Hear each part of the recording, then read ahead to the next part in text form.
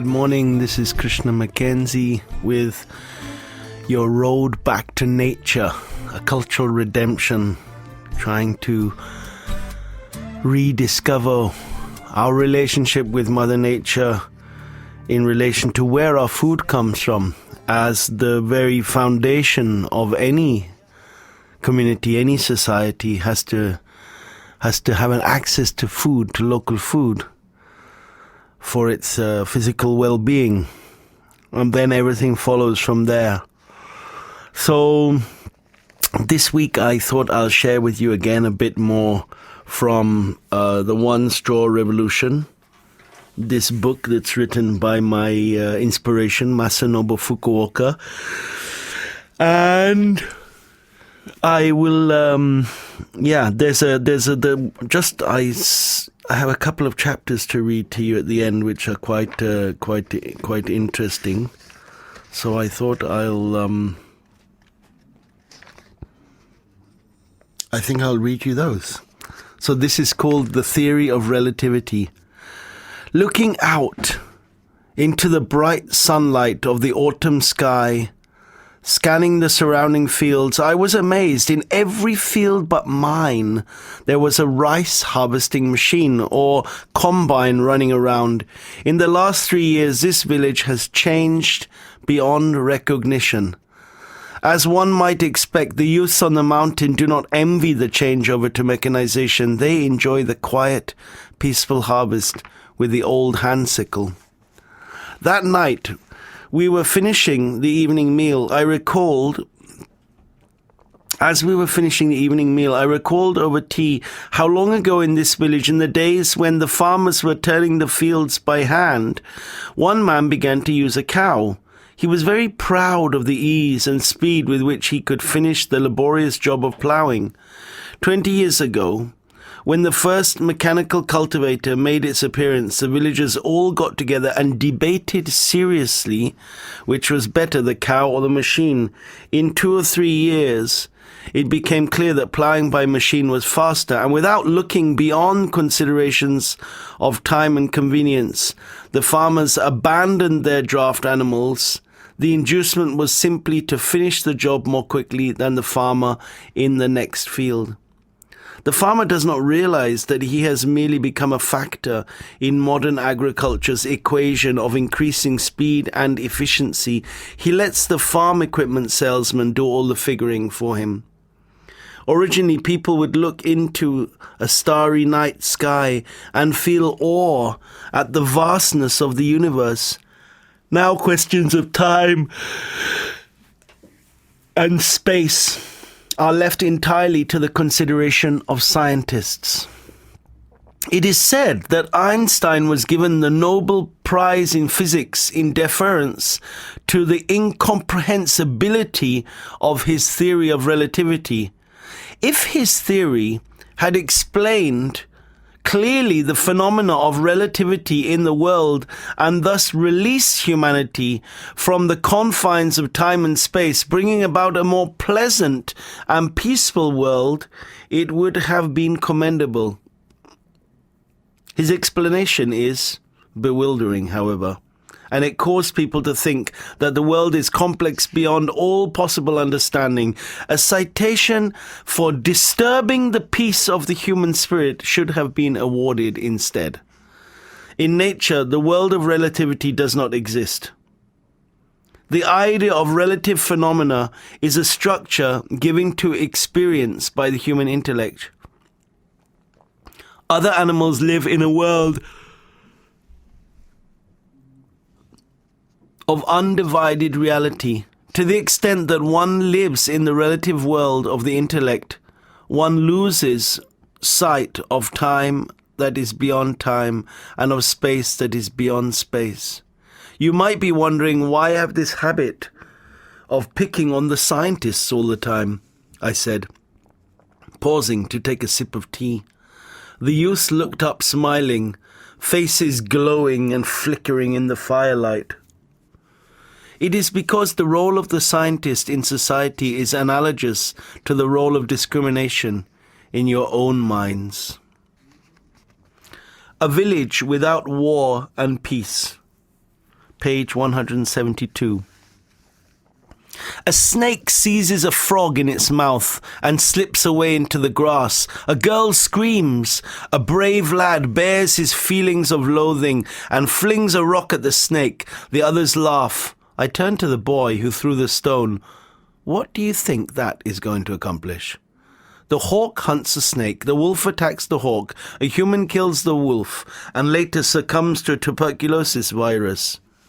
Bacterias breed in the remains of the human, and other animals, grasses, and trees thrive on the nutrients made available by the bacteria's activities. Insects attack the trees. The frogs eat the insects. Animals, plants, microorganisms, all are part of the cycle of life, maintaining a suitable balance. They live a naturally regulated existence. People may choose to view this world either as a model of strong consuming weak or of coexistence and mutual benefit. Either way, it is an arbitrary interpretation which causes wind and waves, brings about disorder and confusion. Adults think the frog is deserving of pity, and feeling compassion for its death, despise the snake. This feeling may seem to be natural, just a matter of course, but is this what it really is? One youth said, "If life is seen as a contest in which the strong consume the weak, the face of the earth becomes a hell of carnage and destruction. But it is unavoidable that the weak should be sacrificed so that the strong may live. That the strong win and survive and the weak die out is a rule of nature. After the passage of millions of years, the creatures now living on the earth have been victorious in the struggle for life. You could say that the survival of the fittest is a providence of nature," said a second youth. "That's how it appears to you, the winners. Anyway, the way I see it, this world is one of coexistence and mutual benefit. At the foot of the grain is the field, clover, and so many varieties of grasses and weeds are living mutually beneficial lives. Ivy winds around the trees, moss and lichen live attached to the tree's trunk and branches, ferns spread out beneath the forest canopy, birds and frogs, plants, insects, small animals, bacteria, fungi, all creatures perform essential roles and benefit from one another's existence." A third spoke. "The earth is a world of the strong consuming the weak, and also one of coexistence. The stronger creatures take no more food than necessary. Though they attack other creatures, the overall balance of nature is maintained. The providence of nature is an ironclad rule, preserving peace and order upon the earth." 3 people and 3 points of view. I met all 3 opinions with a flat denial. The world itself never asks whether it is based upon a principle of competition or of cooperation. When seen from the relative perspective of the human intellect, there are those who are strong and there are those who are weak. There is large and there is small. Now, there is no one who doubts that this relative outlook exists, but if we were to suppose that the relativity of human perception is mistaken, for example, that there is no big and no small, no up or down, if we say that there is no such standpoint at all, human values and judgment would collapse. Isn't that way of seeing the world an empty flight of the imagination? In reality, there are large countries and small countries. If there is poverty and plenty, strong and weak, inevitably there will be disputes and consequently winners and losers. Couldn't you say rather that that these relative perceptions and the resulting emotions are human and therefore natural, and that they are a unique privilege of being human. Other animals fight, but do not make war. If you say that making war, which depends upon ideas of strong and weak, is humanity's special privilege, then life is a farce. Not knowing this farce to be a farce, there lies the human tragedy. The ones who live peacefully in a world of no contradictions and no distinctions are infants. They perceive light and dark, strong and weak, but make no judgments. Even though the snake and the frog exists, the child has no understanding of strong and weak. The original joy of life is there, but the fear of death is yet to appear. The love and hate which arise in the adult's eyes originally were not two separate things. They are the same thing as seen from the front and from the back. Love gives substance to hate. If you turn the coin of love over, it becomes hate. Only by penetrating to an absolute world of no aspects is it possible to avoid becoming lost in the duality of the phenomenal world. People distinguish between self and other. To the extent that the ego exists, to the extent that there is another, people will not be relieved from love and hatred. The heart that loves the wicked ego creates the hated enemy. For humans, the first and greatest enemy is the self that they hold so dear. People choose to attack or to defend. In the ensuing struggle, they accuse one another of instigating conflict. It is like clapping your hands and then arguing about which is making the sound, the right hand or the left. In all contentions, there is neither right nor wrong, neither good nor bad. All conscious distinctions arise at the same time, and all are mistaken. To build a fortress is wrong from the start. Even though he gives the excuse that it is for the city's defense, the castle is the outcome of the ruling lord's personality and exerts a coercive force on the surrounding area. Saying he is afraid of attack and that fortification is for the town's protection, the bully stocks up weapons and puts the key in the door. The act of defense is already an attack. Weapons for self-defense always give a pretext to those who instigate wars. The calamity of war comes from the strengthening and magnifying of empty distinctions of self, other, strong, weak, attack, defense. There is no other road to peace than for all people to depart from the castle gate of relative perception, go down into the meadow and return to the heart of non-active nature. That is, sharpening the sickle instead of the sword. The farmers of long ago were a peaceful people, but now they are arguing with Australia about meat, quarreling with Russia over fish, and dependent on America for wheat and soybeans. I feel as if we in Japan are living in the shadow of a big tree, and that there is no place more dangerous to be during a thunderstorm than under a big tree. And there could be nothing more foolish than taking shelter under a nuclear umbrella, which will be the first target in the next war. Now we are tilling the earth beneath that dark umbrella. I feel as though a crisis is approaching from both inside and out. Get rid of the aspects of inside and outside. Farmers everywhere in the world are at root the same farmers. Let us say that the key to peace lies close to the earth. So that is I think there's one last chapter here in the book which you can read another time. It's very intense philosophy of non-duality, and some people may think, well, hang on, we're trying to promote organic farming in Auroville and get people to realize where their food comes from. What's all this non-duality about? Where does this fit in? What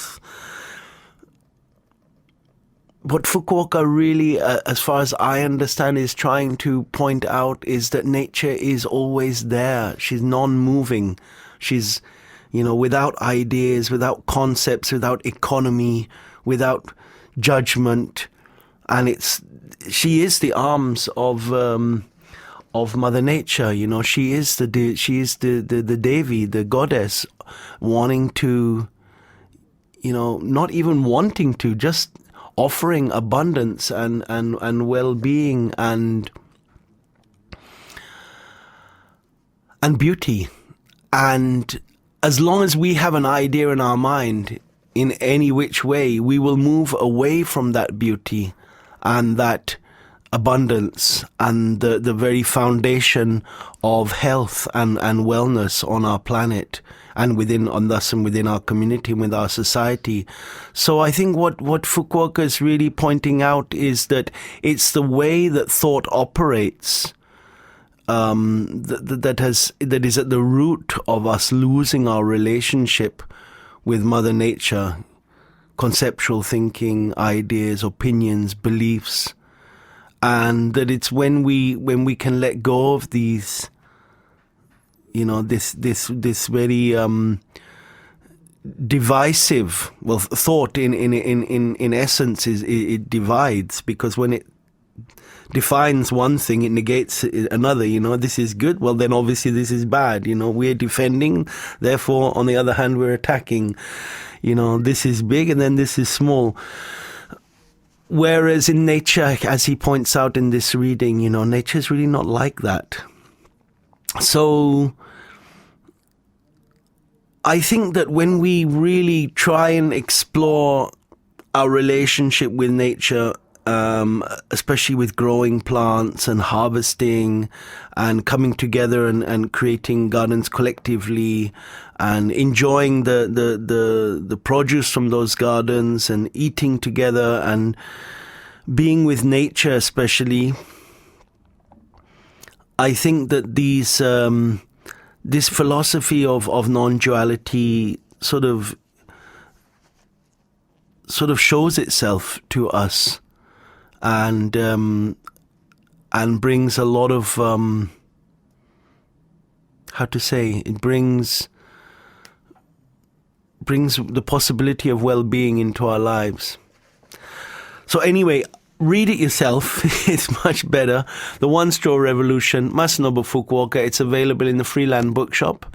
It's available online. It's available, I think, in the something seagull, the wild seagull, or that bookshop that's by the Visitor Center, and you can read more yourself.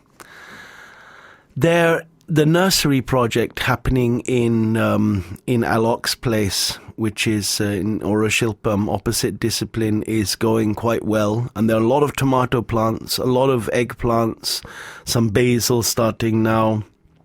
Next will be capsicum and lettuce, and people should come and get those plants. Come and take a tray of tomatoes and plant it out in your garden. That'll be a good use of those plants. So I look forward to speaking to you next week. You take care, have a lovely week, and there's going to be heavy rains most of the week, but after these rains we're going to start planting like crazy. Okay, thank you very much. Have a lovely day.